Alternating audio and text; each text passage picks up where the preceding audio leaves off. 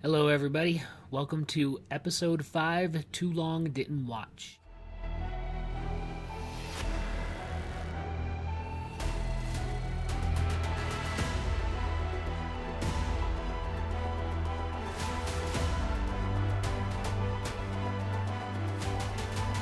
So, starting off with our adventure here, our hook. Just as a reminder, our players were fighting the big bad of a Dao, which is this earth genie type creature. The CR on that's level 11, so our players, based on Xanathar's Guide to Everything, 4 level 9 players are going to be able to take on this Dao.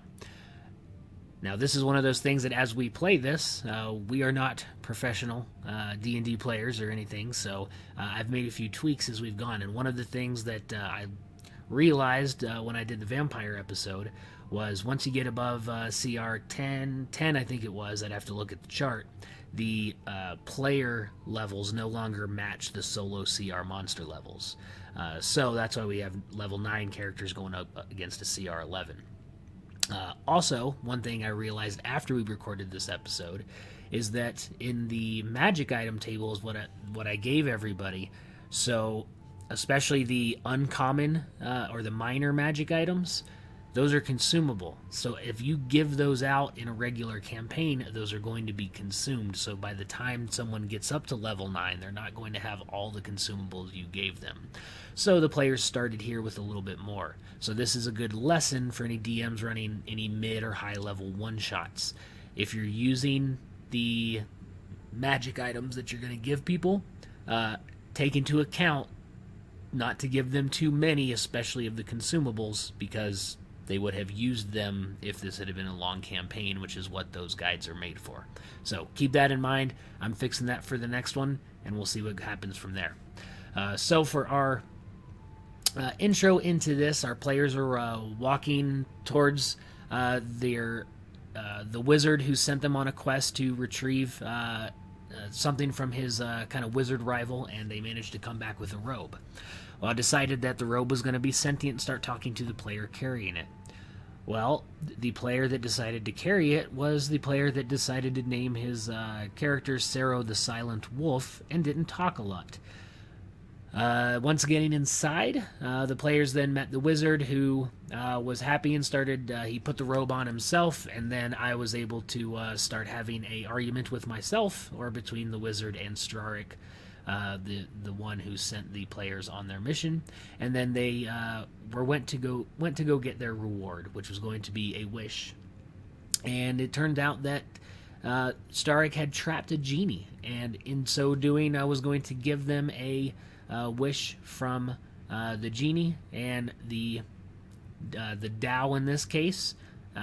Now, one thing to say is that genies don't necessarily give wishes, but the idea here is that the wizard maybe didn't quite know that and was just going off of some lore. So yes, I know a Dao cannot cast the wish spell, but based on lore and even in our own world, someone could easily make that mistake. So that is where that came from, even though in the actual mechanics of the game, a Dao cannot grant or cast the wish spell.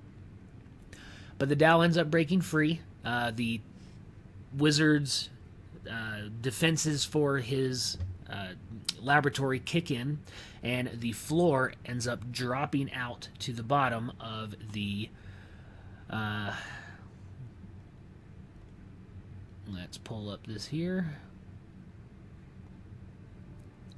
The floor drops out to the bottom of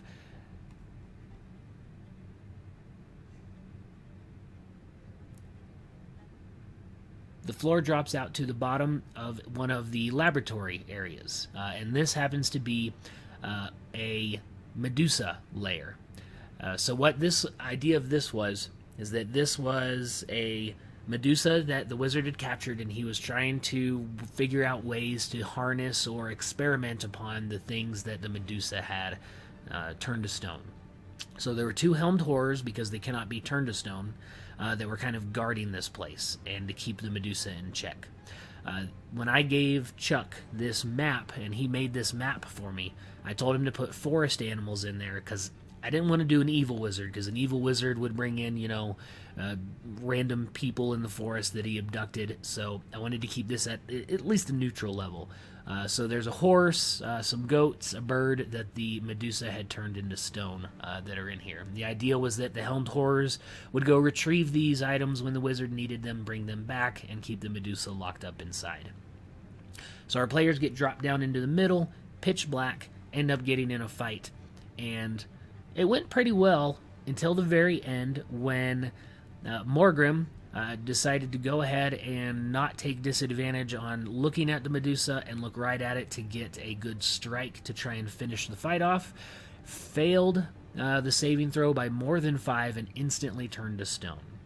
The Medusa was then killed, and we were down 1 player. So here's a DM. Here's where I had to decide, okay, do I stick to what we're going with and say, all right, from here on we're at 3, but that's going to misbalance the rest of this encounter?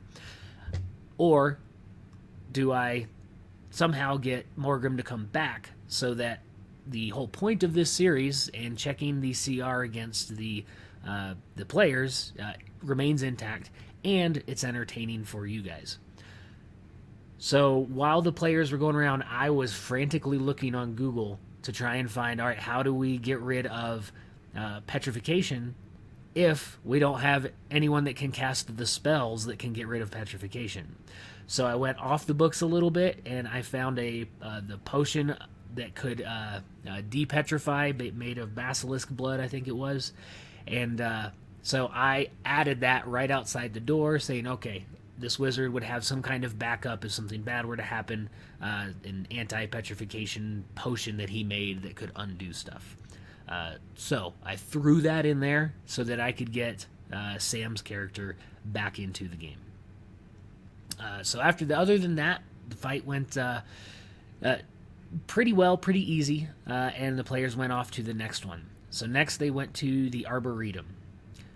Here, this was kind of a magical passageway into an arboretum that looked like the forest outside, and our players took into this big flower I had in the middle. This was a giant corpse flower, and I threw a token in of just like this giant rose bush.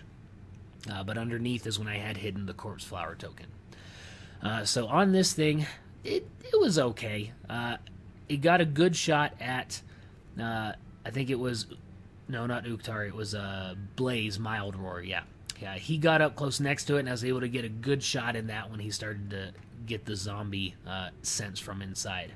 The trees went real well and knocked out the players that tried to stay in the back, and I think that surprised them. The fire, though, man, that fire breath they got, that took out my trees big time. So when you do an all plant-based fight, if your players have access to fire, on one hand, it was good that they felt useful for using that and getting the upper hand, but on the other hand, as a DM, I was like, okay, that fight wasn't as hard as it should have been, but they flew through that one pretty easy. Then finally, we got to our last one. Here was our maze that we had made up. So I'm going to get rid of all these earth elementals because that was our ending. But we had our Dow. They killed the Dow there. So the Dow had been right here when it came through this wall there. So they found the dead body of the wizard, came through and started exploring it. I liked that because that was kind of a nice little mini dungeon crawl as they went through the maze here. And the goal of getting the players to split up worked real well when the Dow cast a wall and was able to split the players between. And that wall that was brought up, that was not an easy wall to get through. So I think that did pretty well. The Zorn could have gone better. Didn't really do a whole lot, but it was able to at least get the Dow going. The only issue I had is when I think it was Sero threw that pearl from the fireball necklace, and we had to figure out, all right, how would that bounce in the game? and they were trying to push me a little bit. So as a DM, remember, let your players argue and then make a decision. And I think I did that okay, but it ended up taking out Cero's own level pretty. Or no, Morgrim threw it and then hit Cero. That's what it was.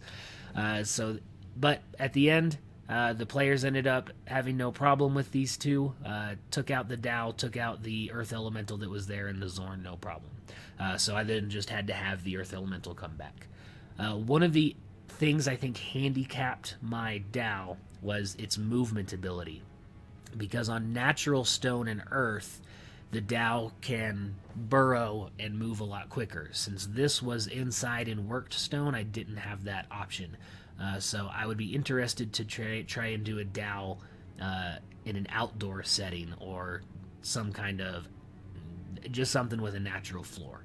Would give the mobility to the Dow a little bit easier.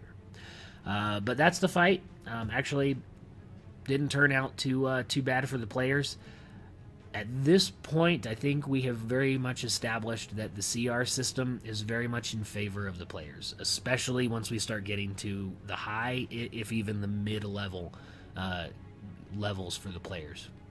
So from here on out, I'm going to start tweaking with it a little bit as we go into episode 6. Any thoughts, any questions? Feel free to leave them in the comments below, and we'll see you for episode 6.